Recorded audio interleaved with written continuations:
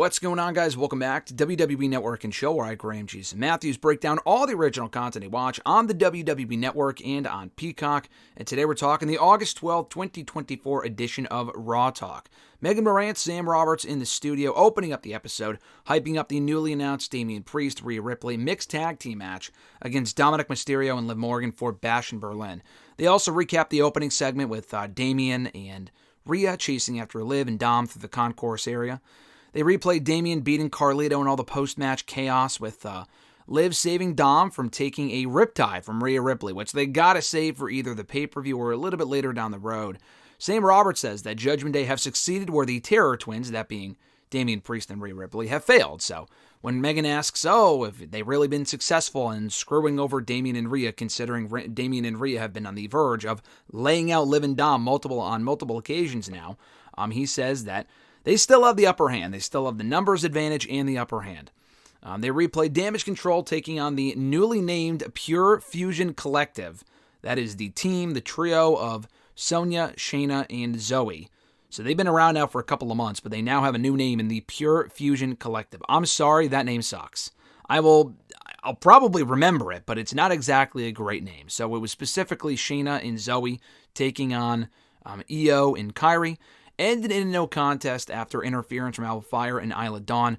We hear from the Pure Fusion Collective, still a dumb name to say, afterward backstage. And Sonya says that they enjoy hurting people.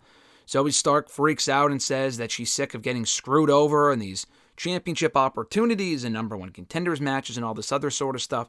Shayna says that the triple threat match next week being made a triple threat match with herself and Zoe against Damage Control and Alba Fire and Nyla Dawn for the WWE Women's Tag Team titles will make their job easier in attacking everyone at once. So they preview the triple threat tag team women's title match for next week's Raw. They replay the Gunther, Orton, Drew McIntyre, CM Punk segment from the show where Orton laid out Gunther with an RKO and Punk attacked Drew McIntyre with a belt. They preview Gunther and Orton for Bash in Berlin, and Megan even questions if Gunther has awoken the Viper. And Roberts says that he was already awoken. Randy Orton is always on edge at all times.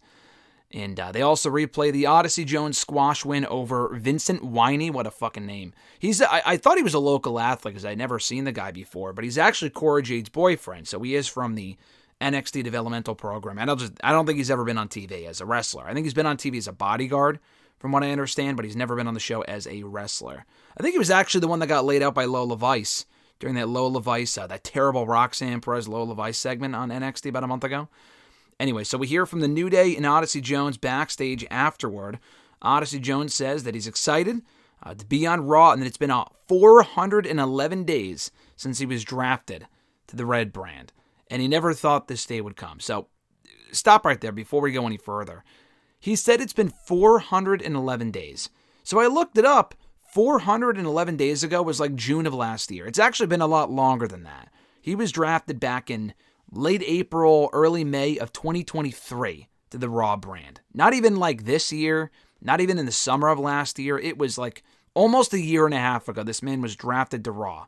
That has got to be the longest fucking time that anyone has ever been drafted and has not debuted without getting released or sent back to NXT or whatever. That is incredible. Anyway, like I said, he said that he thought this day would never come. Xavier Woods talks about preparing for the six-man tag team match next week with himself, Kofi, Odyssey Jones against the Final Testaments, Karrion Kross, and AOP. And Kofi says, well, I mean, we'll prepare, but, I already have experience rolling around with Odyssey from the time that I was hurt at the PC, so we've already kind of trained and we already have that chemistry. And he's all, happy about it and smiling. Xavier Woods, not so much. He wasn't so happy about it. He was like, oh, okay. Like, multiple times, too. He was like, oh, okay. Like, he didn't say this, but you could tell that he was obviously pissed or frustrated or whatever with the fact that Kofi's already been training with him, really not maliciously at all, but he doesn't really think it was, all that great that Kofi already has experienced training with Odyssey and that he never really knew anything about it. So they preview in the studio the New Day Jones six-man tag team match against Final Testament for next week's Raw. Sam Roberts says that Karrion Kross' strategic genius specifically is underestimated.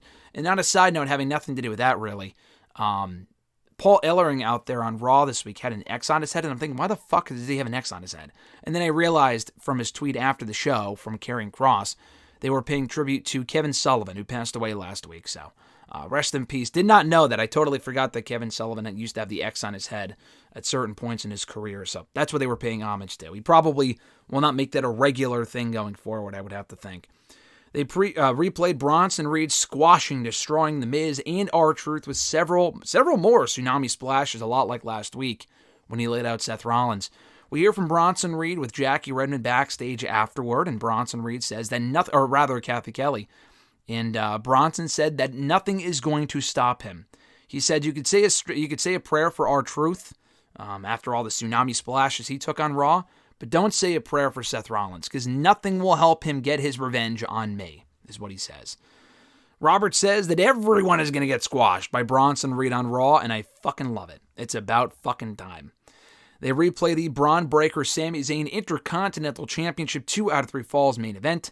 A great match. Sam Roberts says that Braun Breaker will hold on to that championship for a very long time, and no one should even bother to try to take it from him, because they will not be successful. So that was Raw Talk for August 12th, 2024. Decent show here as we got to hear from Odyssey Jones, New Day, Bronson Reed, the Pure Fusion Collective, still a stupid name, but I thought a pretty effective episode overall. We had Jackie Redmond and Kathy Kelly doing the interviews. I don't think they still have yet to add a new interviewer for SmackDown, so I think it's still Byron Saxton doing all the interviews for the SmackDown Lowdown show, and now that Kayla Braxton's gone, so they still have Kathy Kelly and Jackie Redmond doing it on Raw. I forgot to mention that earlier.